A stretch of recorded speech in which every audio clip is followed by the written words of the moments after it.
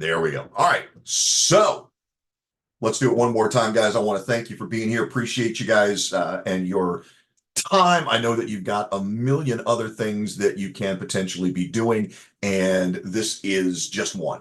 So I thank you guys for being here. It is an incredible honor to have you again. My name is Jay Handler. I am the founder of the Fight for Your Business mastermind sessions. We've been doing these things now for 3 years.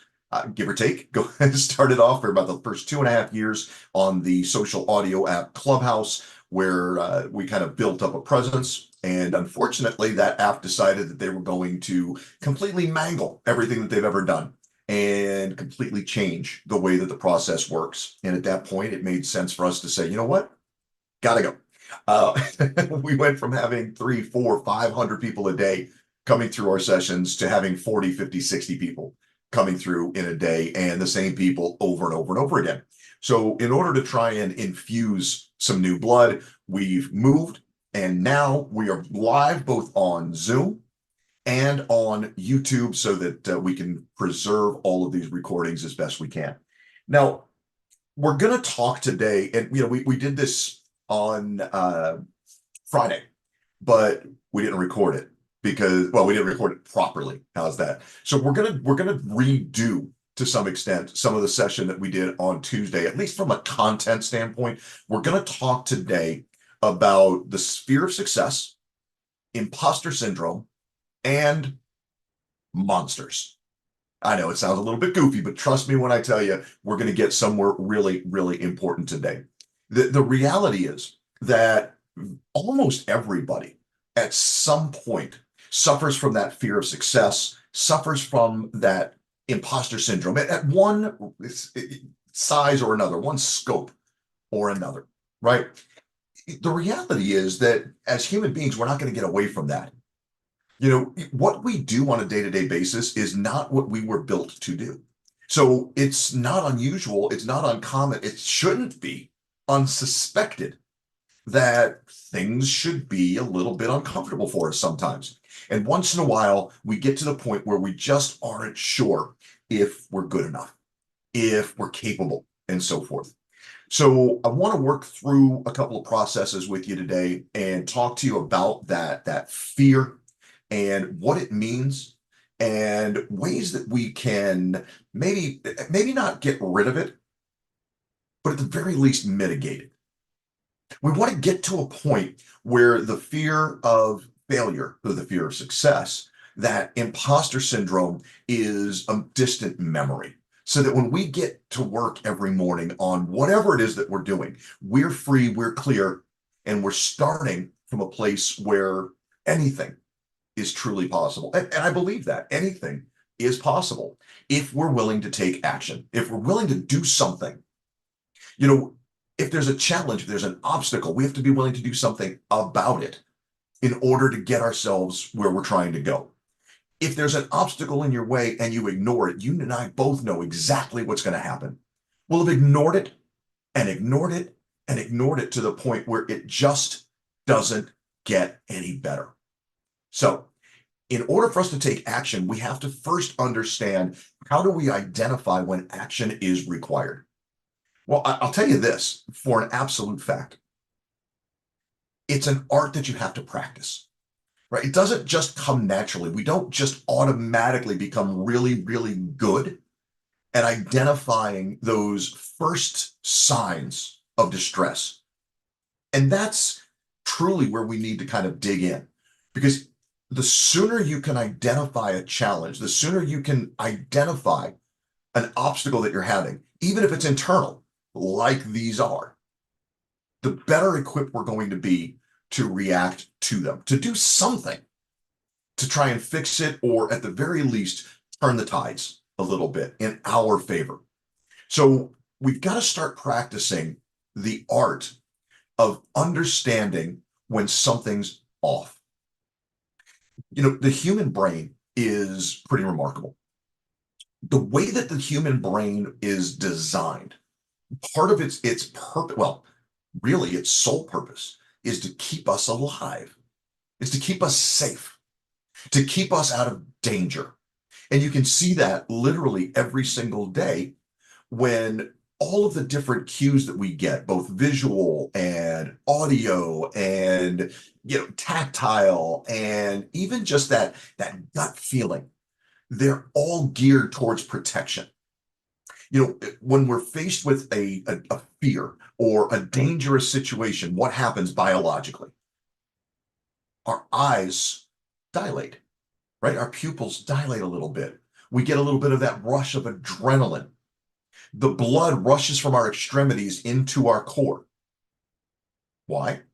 Well, because our body knows that there's a decision coming and that decision is going to require more action from the body than it's used to putting out, right? It's not so much the arms and legs that are going to be necessary. Right now, it's the brain, it's the eyes, it's the ears, it's paying attention to what's going on around you. So let's go back. Let's go back centuries. Let's go back hundreds and millions of years. Billions, maybe? Let's go back, well, okay, not billions, but let's go back millions of years to when human beings first walked the earth. From a purely biological standpoint, we really weren't worried about a whole lot of things. We didn't understand a whole lot of things. We weren't worried about illness and disease quite as much as we were the immediate dangers: heat, cold, weather, other tribes, wild animals. These were the things that we had to be concerned about. And so our bodies are designed to notice almost imperceptible changes. I don't know about you, but I have an internal thermometer. I'm set at 72 degrees. I don't know why that is, but I'm set at 72. I can tell you if the temperature drops to below. If we go from 72 to 70, I can tell you the difference. If we go from 72 to 74, I can tell you that there's a difference. 1 or 2 degrees, and I can notice that. There's reason for that. Our bodies are built to understand those almost imperceptible things. I'll give you another example, and this comes from Friday when we were talking about this exact same concept. And it takes me back to a trip I was on back in 2014. I went to Kenya, and it's been a bucket list of mine, for forever. I wanted to go to Kenya. Specifically, I wanted to go to an area of Kenya called the Maasai Triangle. It's an area in the far south and east of Kenya that is protected. And one of the things that you can do in the Mara, if you can get there and if you can get into it, is you can book a stay where you can be literally right there in the Mara in tents. And throughout the day, every day that you're there, you can go out on game drives. We're not shooting animals, we're photographing animals. But this was my dream since I'm 7 years old. And sure enough, I got the opportunity to do it and went out to, flew out. Well, actually, we were in Dubai at the time, but flew from Dubai over to Nairobi, spent the night in Nairobi. And then first thing in the morning, the van picks us up and drives us. This is old passenger van, drives us 3 hours up and 3 hours down the mountain into the Masai Mara. And we finally get there. We get into our camp, we get to our tents, we get, acclimated in all of that. And one of the very first things that we did was go out on a shoot. So we went out, we got in the van, and we started driving all around this, hundreds of thousands of square miles, millions of square miles of savanna. We had a guide by the name of Tom. And Tom knew this area like the back of his hand. He knew all the trails, he knew the areas. Not only that, but he had some help. He had a CB radio inside the van. And anytime something unusual or extraordinary could be seen, the other guides would get on these CBs, and in Swahili, they would yell back and forth, telling, hey, come over here to this area. There's, you want to see this. Make sure come over here and show your customers, show your your tourists this image or this experience. Well, that's great, but it wasn't enough. We also had one other system, and that system was internal. It was our system. we were able, anytime we wanted to yell at Tom, hey, stop, stop, stop, I see something. And Tom would stop and we, watch for whatever the heck it was and see what happened. The people that we were with, another family completely, separate from us, unrelated, they happened to be there at the same time. And it was a man and a woman, his brother, and their two kids. Well, not him and her brother, but you get the point. Anyway, they were bird watchers. They owned a tourism company of their own where they took people all around the world to photograph rare and exotic birds. And they were taking this trip to check out what was available for them to see. Was this a tour that they wanted to be able to send their people on? And it seemed like every hour I would hear one of them yell, Tom, hey, stop, stop, stop. I want to see that. I see something. And every damn time it was a bird. Okay, don't get me wrong. There are some truly spectacular, variety species of birds in Kenya that you've never seen in North America. But after a minute, a bird's a bird, right? It just wasn't as exciting to me. And I just desperately wanted at some point during this trip to be able to say myself, Tom, stop, I see something. Now, the rhino is my spirit animal. So I'm hoping, hoping on everything that I get to see a rhino. Incredibly rare, endangered species, but man, I hope I get to see one. And sure enough, one day we're driving and my eye catches this difference.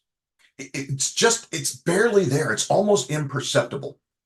But I noticed something is out of the ordinary, something strange.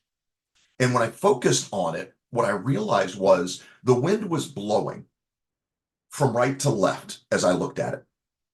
And all of the brush was moving from right to left, except for this area about 150 yards out. And it just looked like it was kind of doing this instead. It was moving like this. And as I watched, I yelled to Tom to stop. And as I watched it, it started to look weird. It almost looked like it was going up and down, which is impossible. It's brush. It can't really do that. But that's what it looked like. And as we watched for a couple seconds longer, we realized it's not the brush that's doing this. It's an animal walking straight towards us. It's at about 50 yards at this point, it's 75 yards at this point, when we notice that it's sticking up out of the brush now. And what we see is the head of a pretty large male lion walking straight towards us. There's no need for concern. We're inside of a van. Our driver knows what's going on, knows what to do.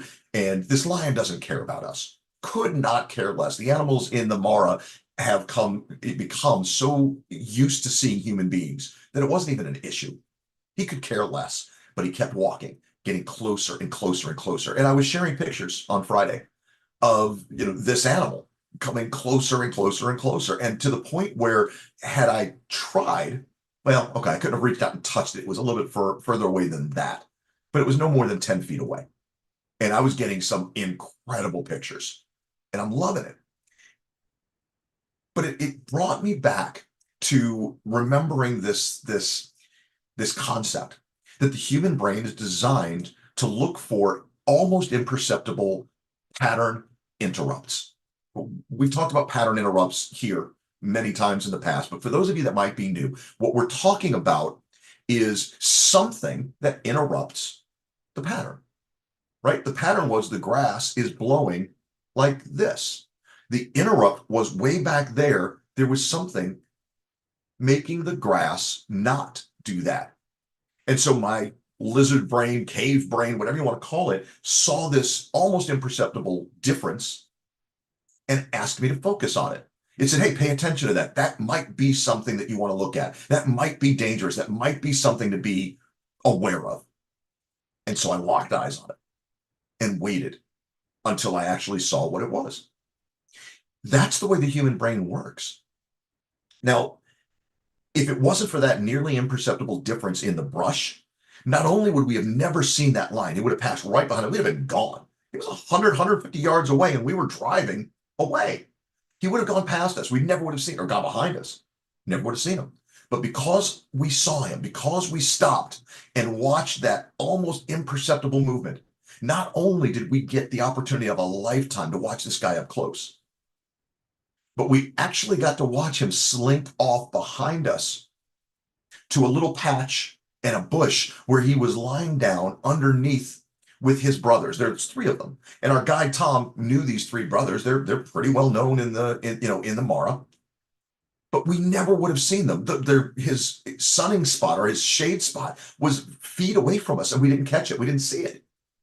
They were just there underneath the bush waiting for him, and we got to see these three lions interacting. Never would have seen it otherwise. Now, all of that's great, but I need you to understand how we translate this to you personally and to your business development. And it's real simple. The sooner you see the grass blowing differently, the sooner you see the pattern interrupt, the sooner you can identify, hey, something's different, something's out of place, something's missing, something's wrong, something's changed. The sooner we get to that, the sooner we can anchor ourselves to that first moment. Now, imagine this for a second.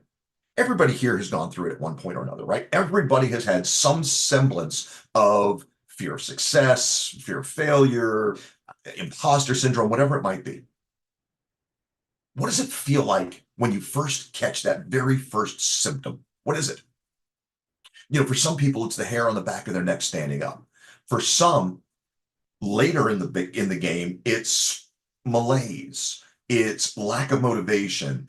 I want to hide under the covers and not come out. I don't want to work. I don't want to do anything. This isn't right. I'm not getting there. Whatever it is, that's fairly late stage. There are things that have happened prior, and sometimes way prior, that we need to identify as those triggers. Why? So the next time we feel that trigger, we can say, okay, I know what's happening here. This is the beginning of a feeling I don't want to have. This is the beginning of an emotion that I don't want to deal with.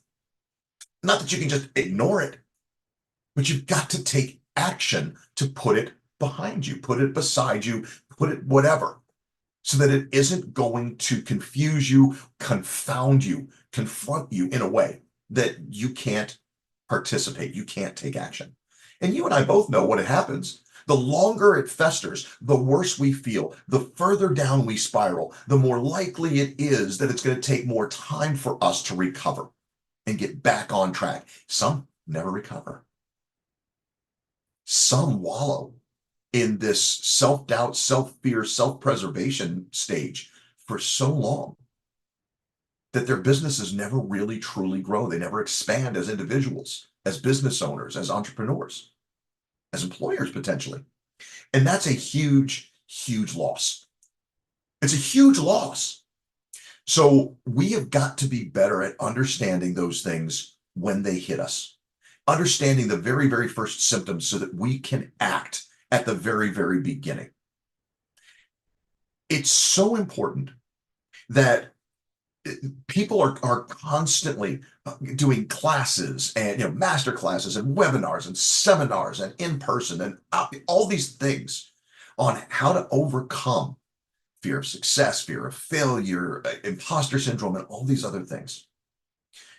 What we're going to do over the next 90 minutes or so is we're going to dispel a lot of the myths, and we're going to overcome a lot of those obstacles. Now, I need to understand something. I need you to understand I am not a psychiatrist. I'm not a psychologist. I don't have any sort of medical license whatsoever. I've been doing this a very long time. I've known a great number of people who have suffered from the fear of success, the imposter syndrome, and so forth. And I've coached them for decades now. So everything I'm about to share with you, everything that we're going to talk about today is not from any kind of medical journal. This is my anecdotal evidence, my anecdotal solution, if you will, to overcoming fear, overcoming the obstacles that are holding you back in your business. So with that, what I'd like to do, and I'm going to hope that this is going to work, is I'm going to open up a new whiteboard. And hopefully you guys will be able to see as the whiteboard loads up exactly what it is that we're looking at. There we go. All right. So we start off. Go ahead, Kristen.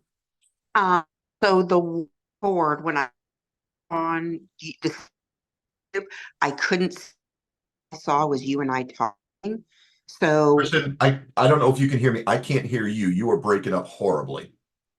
I was catching like every fourth or fifth word. If you can move somewhere that's a little bit more, little cleaner Wi-Fi, try again. That'd be awesome. So can you hear me? I can. Okay, sorry about that.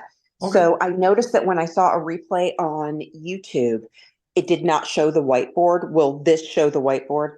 That's my hope. That's why I'm doing it again. Okay, okay, Yep. beautiful, beautiful. Yep. That's exactly why I'm doing this again because the technical glitch didn't allow me to see the whiteboard, and I want to make sure that we can do that. It was just far too powerful a session, I think, not to try and redo it and have a second chance at it. Life changing. Yes. So here's the reality. Okay. At the end of the day, what we're talking about here is fear of the unknown, right? That's really what this is all about. It's fear of the unknown.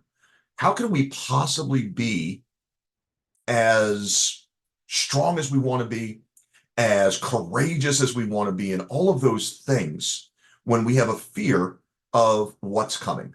Now, I don't know what happened in your past. Again, I'm not a psychiatrist, I'm not a psychologist, I'm not even going to try to play that game.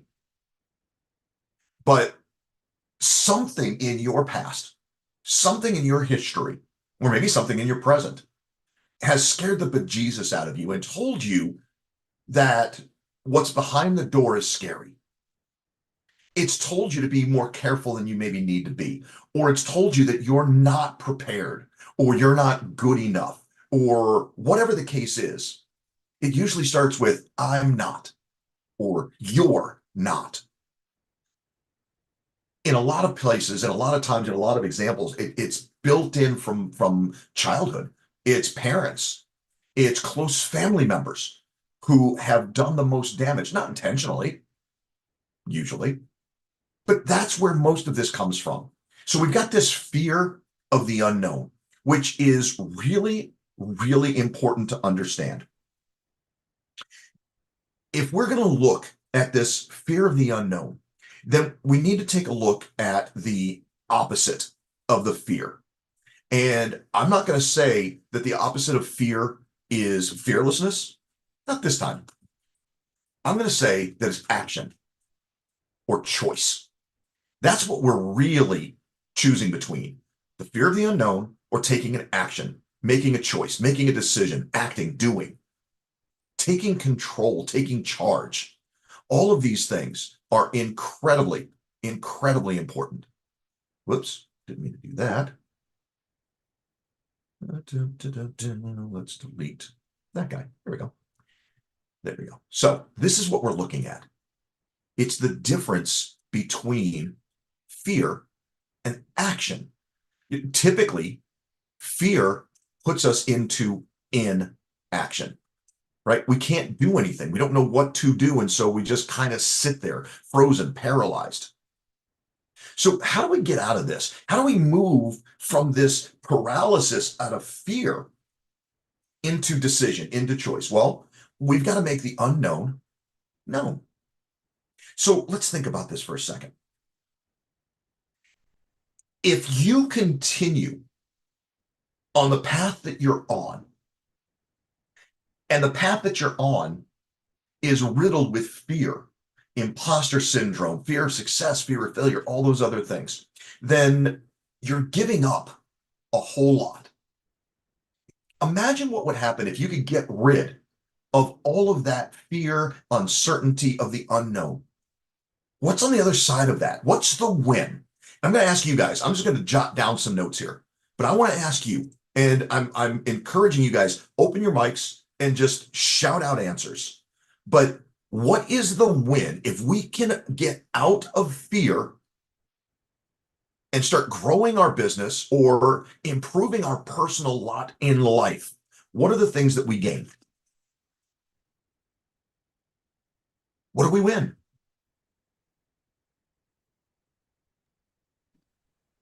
Well, for me, I want more customers and more jobs by getting out of my fear.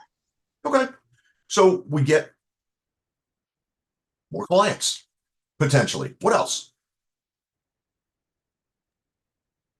Self-respect. Ooh, I like that one. Self-respect is on the other side. And sometimes hiding in fear makes us less respectful of ourselves. It gives us less self-respect because we're thinking to ourselves, well, I don't deserve. I'm not good enough. I'm not strong enough, whatever the case is. So self-respect is a massive win if we can overcome the fear of the unknown. What else? More confidence. Love that. More confidence. Absolutely. What else? I don't know how you want to word this, but I said this last time. Options. It increases options. Yeah, absolutely. Listen, when you are limited by fear, your choices are limited. The actions you take, limited, because you're going to hide. You're afraid of what happens if it works. You're afraid you're not capable of making it work, whatever the case is. More options. A huge answer. What else? What else do I get? Colin, go ahead.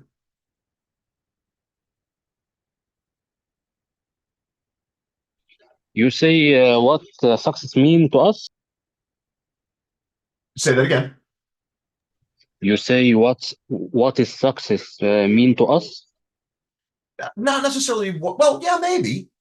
Maybe. What do we win if we can overcome that fear, that imposter syndrome, whatever it is? If we can overcome that, what do we get? What's on the winning side? I think know ourselves better, Say it one more time. know ourselves better. Okay. Self-awareness. What else? Nikolai, I know you've Financial got 50, gain. 50 things here. Come on. Kristen, what you got? Financial gain. Money. Sure. What else? Decrease stress. Huge one. What else?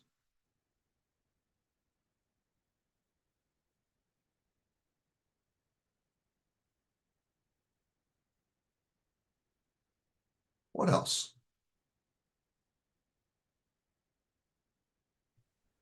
Well, it But makes me think that when we are successful, it's success, and when we're successful, then we can then be a thought leader in our industry. I like that. I like that a lot. What about health? Could have just called it well-being, I guess. Yep. Vitality. Put stability. What else? Self-worth, choices, options. What else? Come on, Nikolai, I know you got to have 100 different terms in here. What else?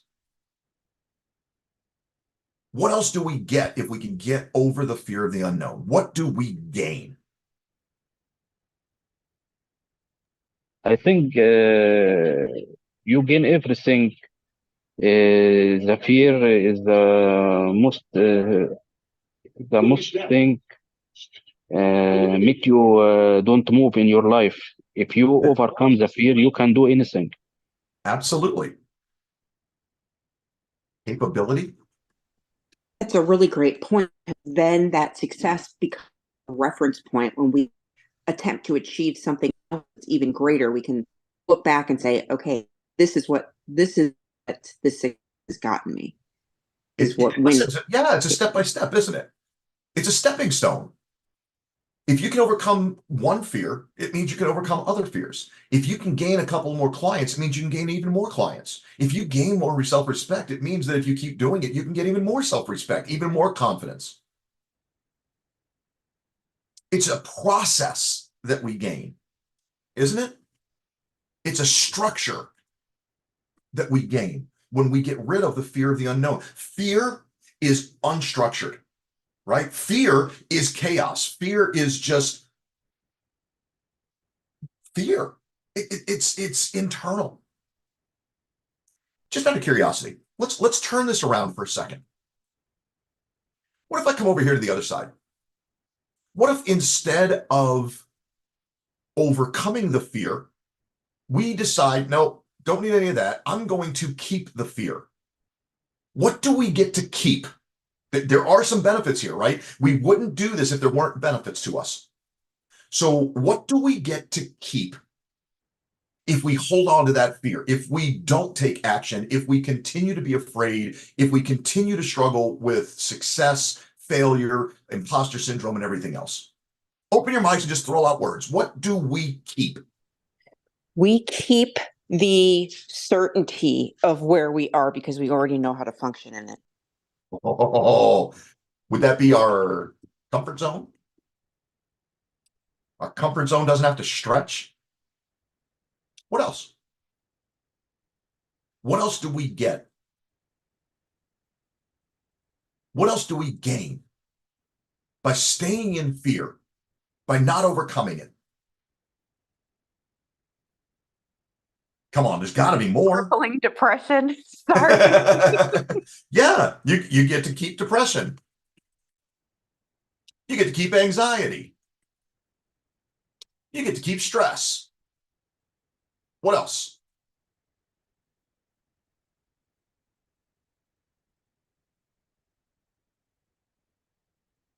Financial woes.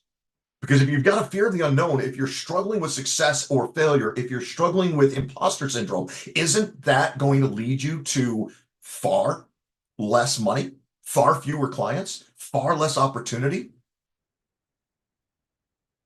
What else? What else do I get to keep? What's the benefit of not getting out of the fear, getting past the fear?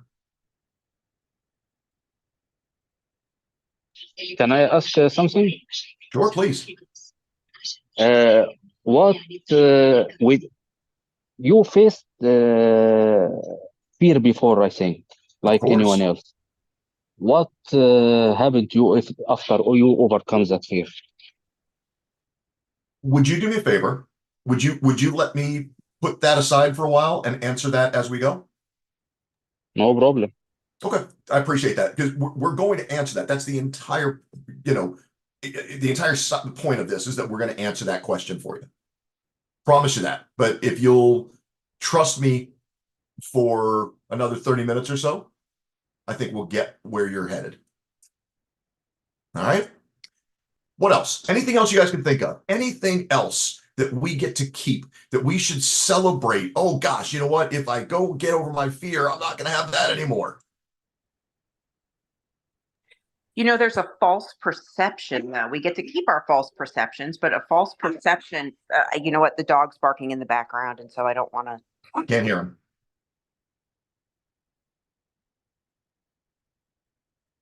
False perceptions.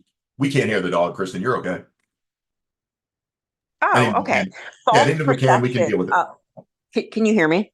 Yeah. False perception of we can look at our dream and be crippled by the fear, and we get to live in that false perception of what it's going to turn out like if we actually decided to try. I'm going to suggest that that's about the comfort zone. Okay. Okay. I don't disagree with you, but I think that goes back to that comfort zone. If I stay here, I know what I've got. I'm comfortable here. I don't like it. Gotcha. Okay. You don't have to like where you are to want to stay where you are. That's the fear talking again, right? But if we get out of our comfort zone, that's going to mean change, action, choice. Actually, you know what? Let's put that in there too, because change is a huge one too. That's what we're talking about, right? So these are potentially available to us. These are absolutely already part of what we have, right? So what we've really got, if you want to think about it like that, is we've got potential. I don't know why these things don't just automatically line up the way I want them to. We got potential. And then we've got current reality. How's that? Now, here's the biggest problem that I see, and it's also the simplest. Who in their right mind, logically thinking, would look at these two sides and choose the current reality? Who would do that? Is there Nobody. anybody here thinking I want to choose the right side? I can't imagine. I just can't imagine. I think universally we want what's here. The question is, are we willing to do what it takes to get it? Or are we going to let fear come between us? Because that's really what's going on right this second. Right? We've got this barrier. We've got this barrier, this wall that's choosing one side or the other. It's keeping us one side or the other. As simple as that. And you and I can spend as much time as we want all day, every day in fear, or we can spend all day, every day in action, in choice, in change, in decision mode.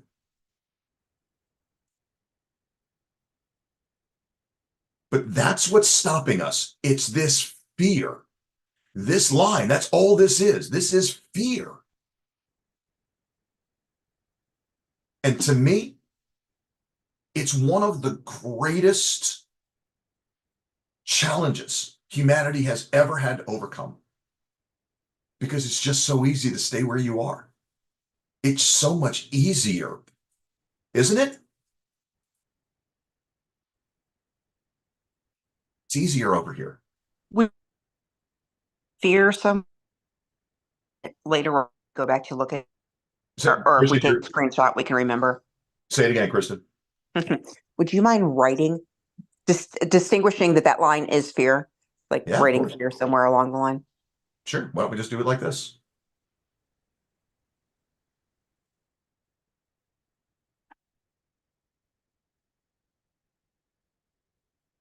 Oops. That's where you were. Let's bring this up here, and let's just take you. How's that? Better? Yeah. All right. There we go. Sorry, guys. I don't know why I'm being such a absolute perfectionist about this. Like it's got to line up. It has to look right. But there it is. So we've got this It's fear easier of the to unknown. process when it looks good. What's up? Said it's easier to process when it looks good, at least for me. There you go. Same here. Yeah, no, I'm the same way. That's it. Just needs to look right, right? That's what we're dealing with, guys. That's what we're dealing with. So at the end of the day, if that's the case, if we all agree that the left side, the potential side, is where success lies, and the current reality is just what it is, it's full of false perceptions, financial woes, stress, anxiety, depression. It's easier because we can stay in our little comfort zone. And it's certain because if we don't change anything, we're going to keep getting the same thing, right? What's the old phrase? If you keep doing what you've been doing, you're going to keep getting what you've been getting, right? Well, keep wallowing in the fear, keep allowing the fear to win, and that's exactly what's going to happen. You're going to stay right where you are. So how do we make a change? How do we defeat this obstacle? What can we do to get past this? I don't know why that wants to make life so hard for me. What can we do to get past this? Well, I'll tell you this. What we need desperately in this case is a fulcrum, right? We need a fulcrum.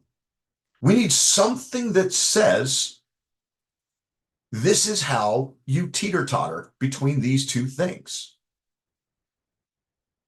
It's the fulcrum that's going to make the difference for us. It's the fulcrum that determines left, right, or center. What are we going to do? What are we going to achieve? Are we going to get it or not? And I can't make that fit, so I'm just going to quit trying. Close enough. What is the fulcrum? Specifically, what is it? I mean, we know what a fulcrum is, right? A fulcrum is that point where, the tipping can occur, right? We know what the fulcrum, we know what a fulcrum is, but what is it? What is the fulcrum in this particular case? Anybody?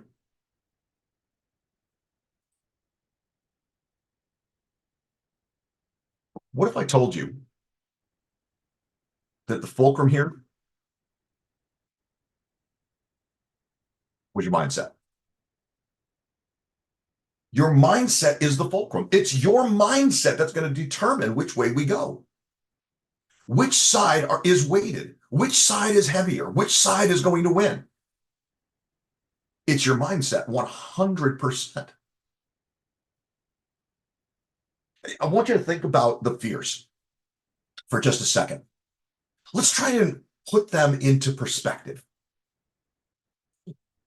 What are we afraid of? When we say we're afraid of success, we're afraid that, we're inferior, whatever the case might be, what are we really saying? It's the fear of the unknown, sure, but what are we saying? I don't trust myself. I don't have what it takes.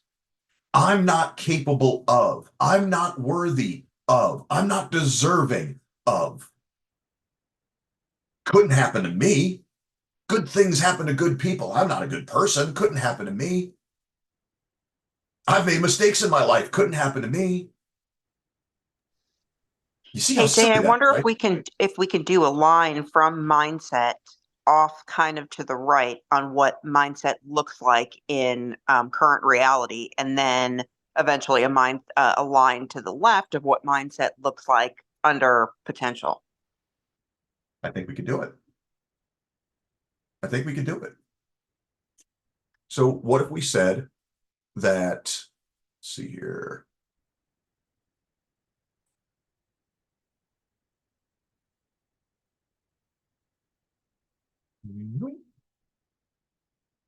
What if we said that there is an easy enough way to define some of these things? So what is the mindset? What's the mindset of the current reality? Well, we just said some of it. Lack of self-worth. Whoops. What if? What if? I'm not worthy. I'm not worthy could be I'm not smart enough. I'm not young enough. I'm not old enough. I'm not mature enough. I'm not a man. I'm not a woman. I'm not this. I'm not that. I mean, it doesn't matter. I'm not. That's a mindset. What else? Wow, I just got that the I'm not is a mindset, and it is. You bet. The poverty mindset, right? I wouldn't even know what to do. I'm so bad with money. I wouldn't know what to do with money if I had it. I wouldn't know what to do with success if I had it. I've never had that before. I grew up poor. I've been homeless. I've been hungry. Life hasn't always been easy. What else? A mindset of lack. Melissa pointed out once that, you go to a prospect, and if the prospect says no, there's other money. Yeah, no doubt. There's always other money. There's always another plan. There's always another way to get where we're going if one doesn't work out, right? Because once we get past fear, all we have is action, choice, change. We've got potential. We've got capacity. possibilities. It's all right here. None of that's over here. We got nothing over here. There's also a lackadaisical mindset where, their laziness or, just to call it what it is. Yeah. No doubt. What else?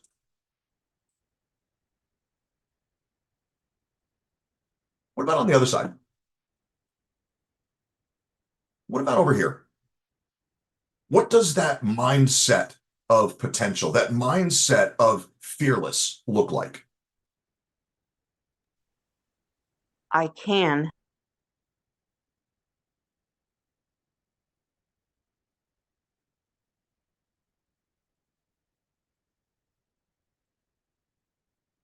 What else?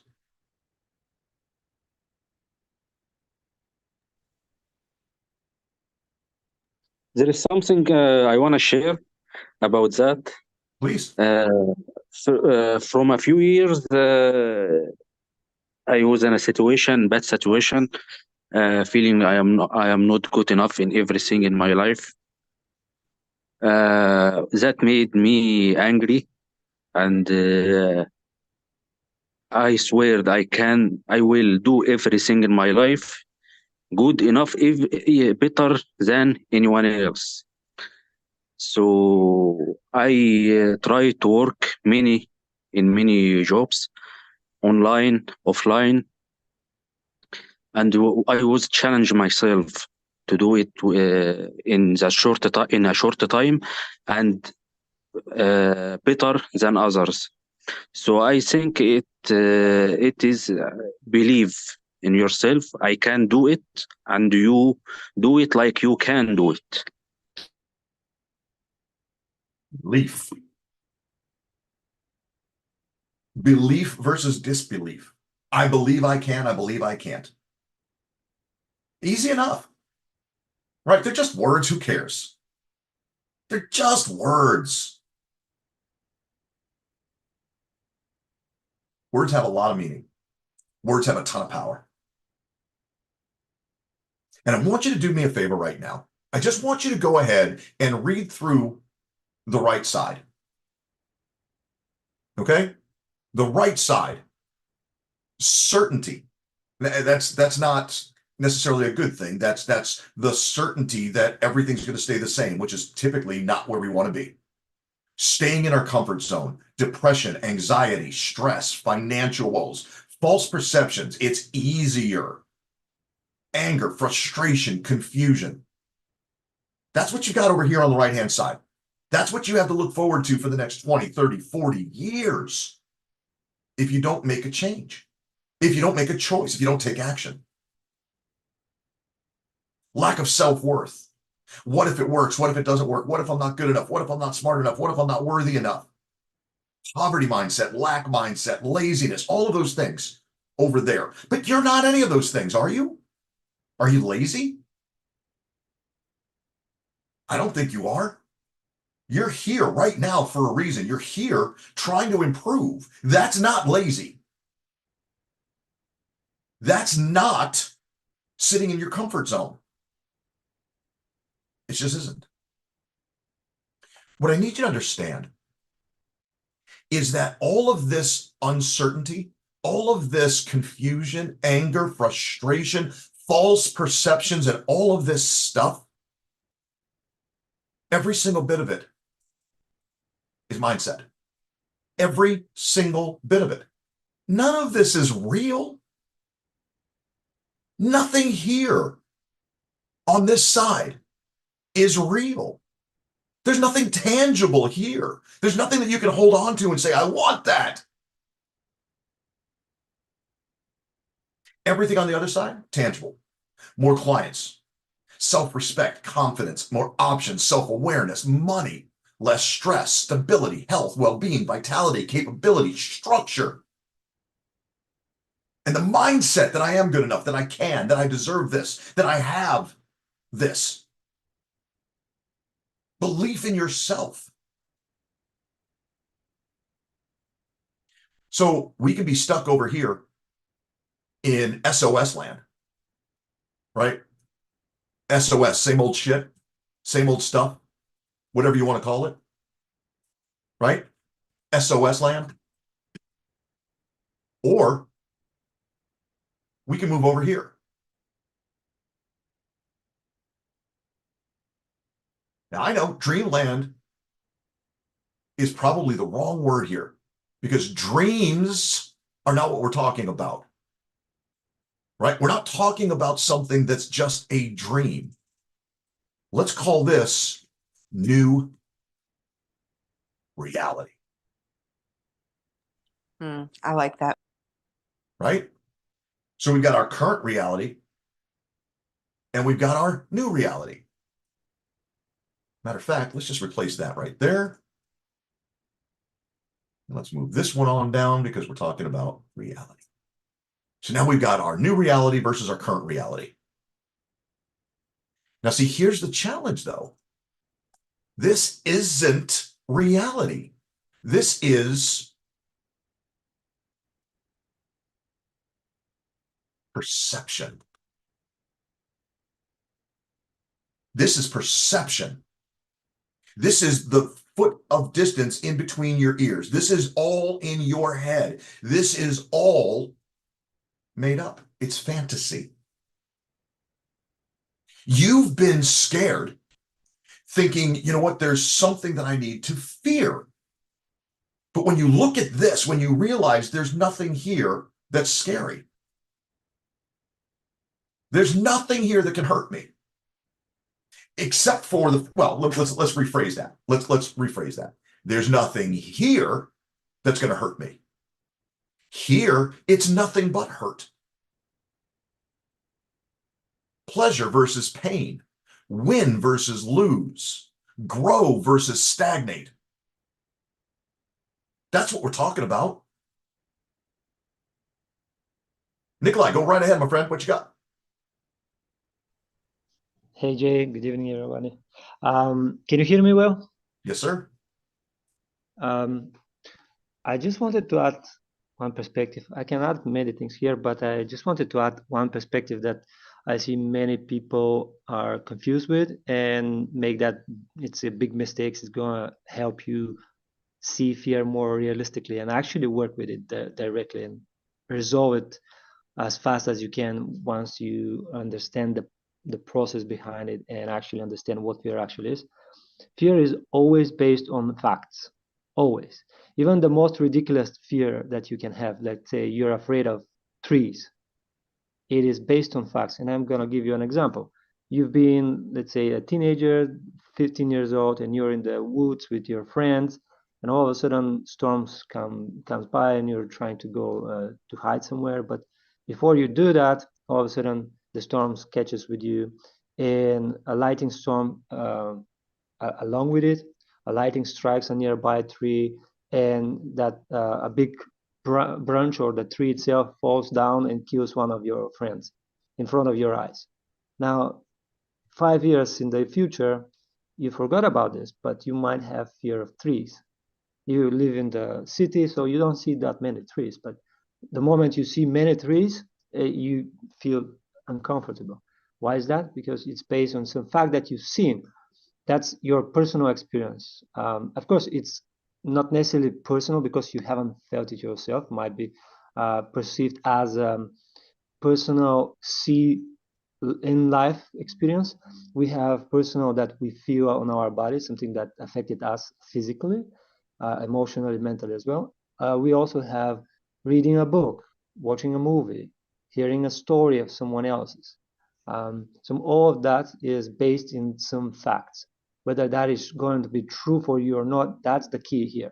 So Right. every fear that you can track, you will see is rooted in some facts, but these facts are not necessarily facts for the reality right now in your life.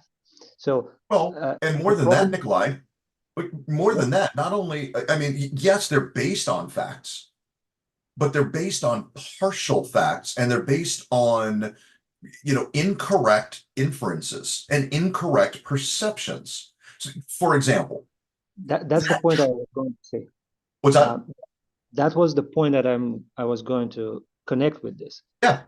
Them being based on facts doesn't mean these facts are going to be true for the situation you are in or for yourself. This story is really specific. So to be hit by a tree and killed by a tree, it's really the odds are like really small, almost impossible. So even though it's rooted in some truth, and it's possible, it doesn't mean it's going to happen. But the key here is to understand what actually fear is. So fear, as I said, it's based on facts. So that's why you can rationalize it very easily and actually remove it, resolve it in seconds. But you need to understand what it actually is. And it's actually a message that comes to you and warns you and tries to protect you. It's there to protect your physical, mental, and emotional state, mainly your physical body, because our body is mortal. If the body dies, we die. The mind is fragile. It can also be broken or go, so basically you go crazy. You go crazy, you're effectively dead as well, in a sense. So you're no longer yourself. You're completely something different. Even though you're living, you in a sense you have a mind, but it's broken, and yeah, so that's not good for you as well. So that's why Right. mentally, emotionally, it protects us, because nowadays we see suicide so high. Why? Mental and emotional trauma, and it's not physical. So, but it results in something that drastic that it shouldn't. But that's another topic on its own.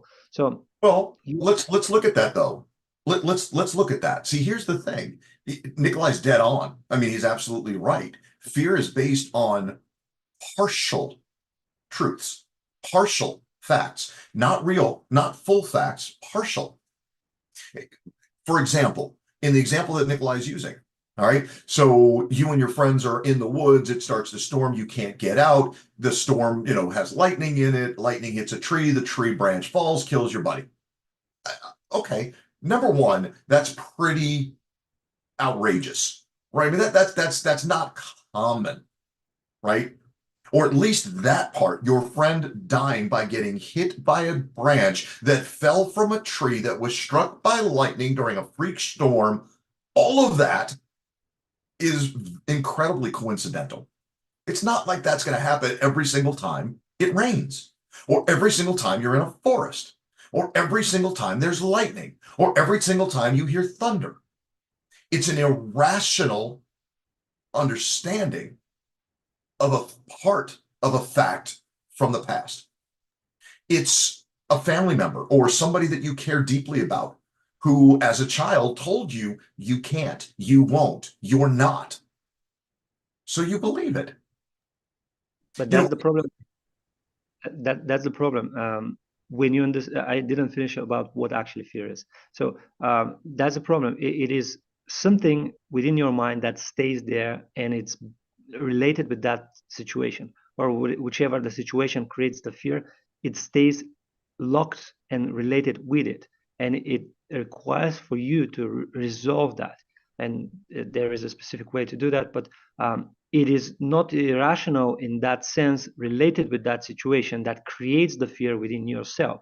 For example, another fear might be you're afraid from public speaking, and you can have one or multiple fears behind it combined together, and you say, oh, it's public speaking. But no, it might be it's not the public speaking, it's you losing part of your reputation. Let's say you say something that people don't like, and they see you as not that professional, and damage your reputation. Or maybe you don't want to lose someone, your audience's attention, that might be a potential client. So, or maybe you're afraid to die because, yeah, it's silly, right? I'm speaking on a stage. How can I die? Well, there are places in the world where if you stay on a stage, or not even on a stage, just start speaking out loud in a public, and you say certain things, you might get killed right there on the spot. Right now, in the world, there are places like this.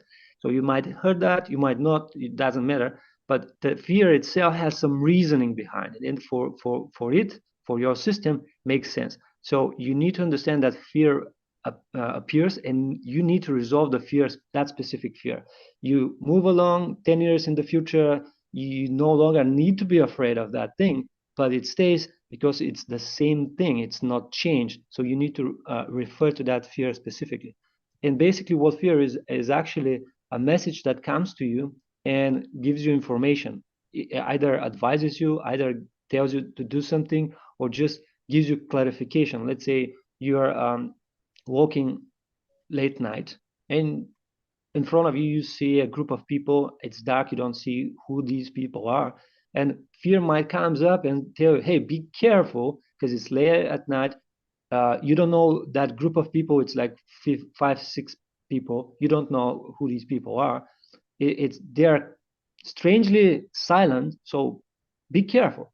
So that fear comes to warn you or advise you or say something to you. So your role is to hear it, resolve it, and make a decision and give that decision back to your subconscious mind, to your mind. And if you don't do that, it's going to stay there.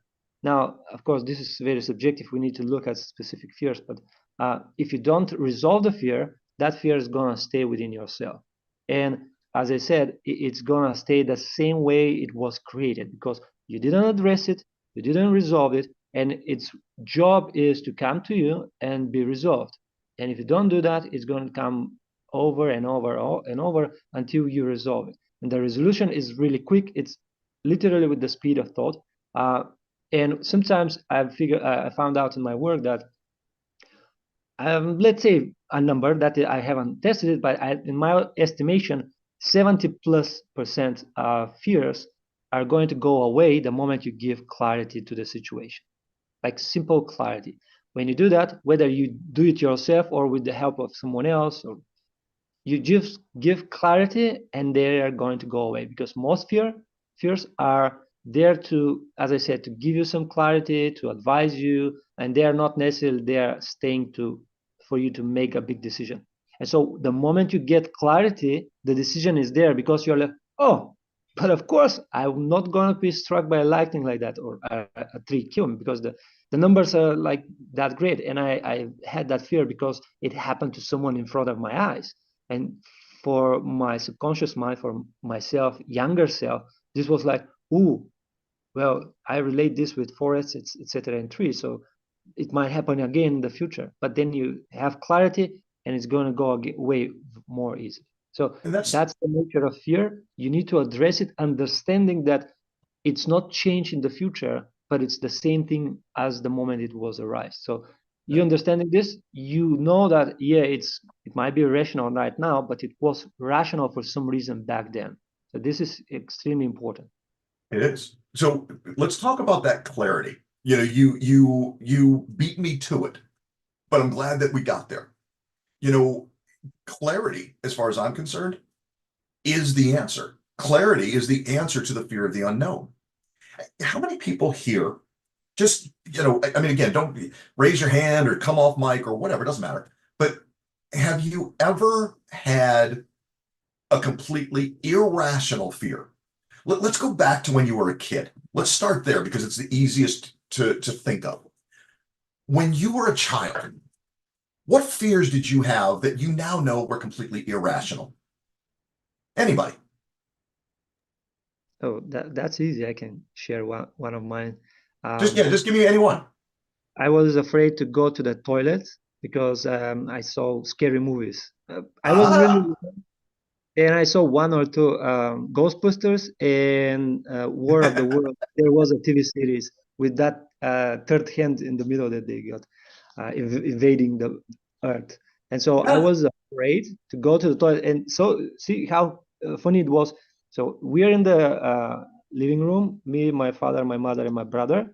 My brother is older, 3 years old, older than me, and there is the hallway, and the toilet is in the hallway, a door in the hallway. Everything there is light, but at the end of the hallway there is darkness, and you go to the kitchen. It's dark, and I was thinking that in the kitchen door has a little window on the level of the head. And so I was thinking like, oh, there's someone gonna snatch me in the dark in the kitchen and gonna get me. So I wanted someone to come to the corner of the living room to see the hallway, so I can go to the toilet with an open door and go to the toilet. So imagine, this is super ridiculous, but I imagined that, and I connected it with the movies that I watched. And since I was a kid, I didn't know that, hey, in the darkness there's no such thing. The moment Absolutely. they flip the switch of the light and there is someone watching me, I was so safe, felt safe. Yeah, absolutely. Hey, by the way, if you've never done this before, I'm going to make a suggestion to you. And I don't even want to mention this person's name because, we found out later that he's a horrible human being. Okay. But back in the day, before we knew he was a horrible human being, he was hilarious. I mean, he's still hilarious, but now we just have completely canceled him. And his name is Bill Cosby. I'm not going to get into the politics of it. I'm not going to get into the theatrics of it. I just want you to do yourself a favor and look up Bill Cosby chicken heart. And I'll just leave it at that. Just look it up sometime when you got some time and watch it. It's a little bit long, but I promise you it's worth it. And it kind of goes back to what Nikolai was talking about. But what else? Somebody else. What were you maybe as a child or younger than you are now anyway, afraid of that now was a completely irrational fear?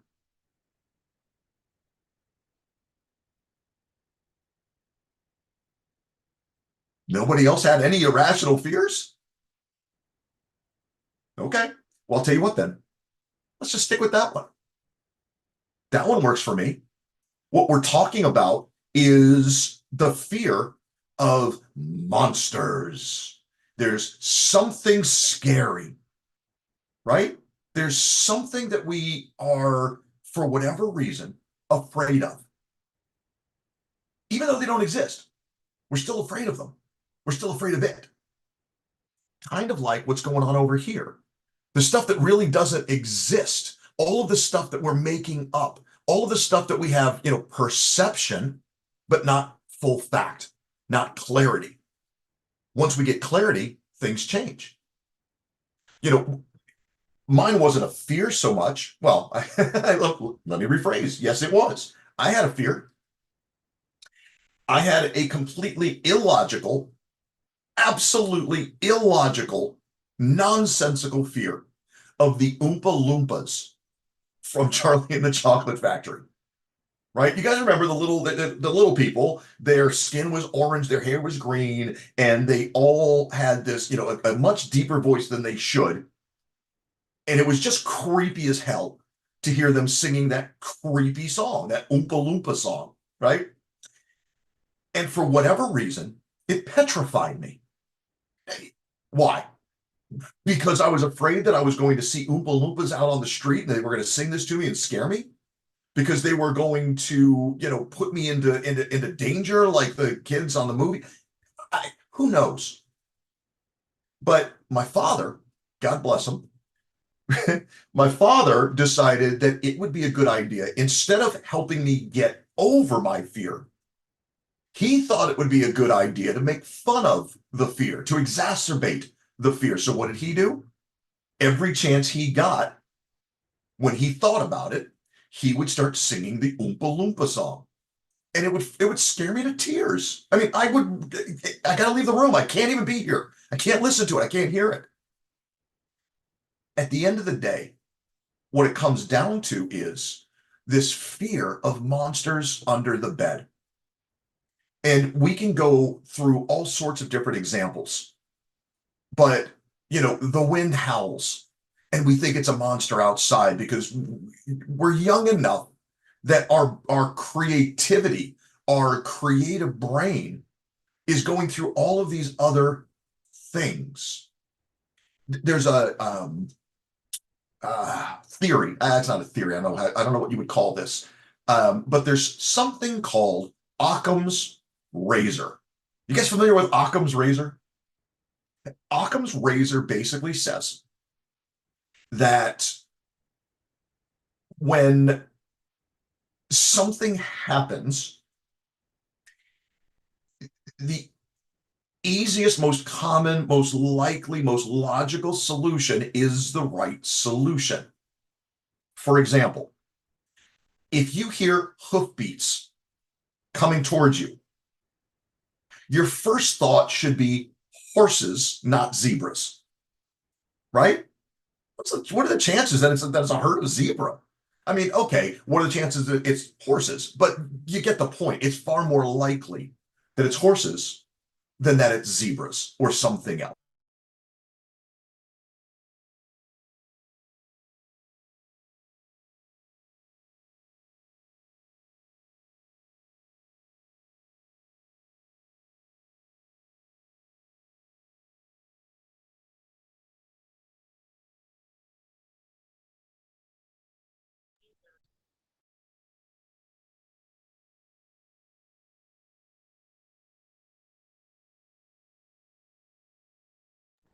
Yeah, Jay, can you hear us? You're frozen. Okay. I didn't know if it was just me. Jay, you're frozen.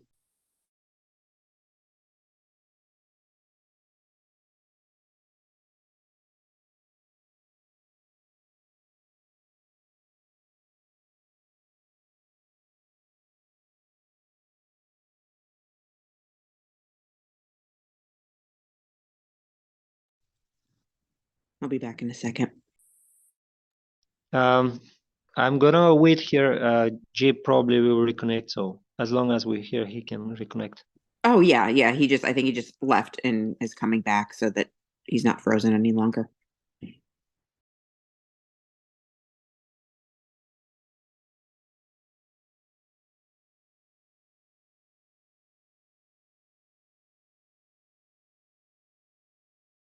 You're on mute.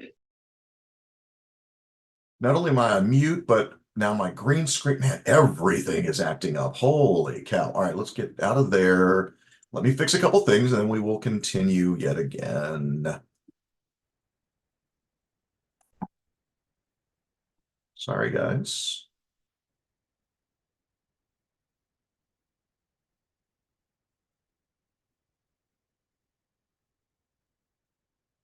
That. Oh, this is cool. Now I can't do anything. My computer is all kinds of locked up.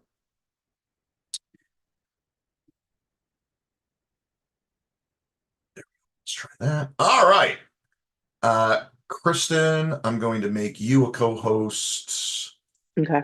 I'm going to do the same with Tracy. And I'm going to do the same with Frank. Kayvon's probably driving, so I'm not going to do that. But in case anything happens again, we can hopefully recover. Let's see here. I don't know if the YouTube is continuing or not. It cut off the original. Let me just see here. I'm going to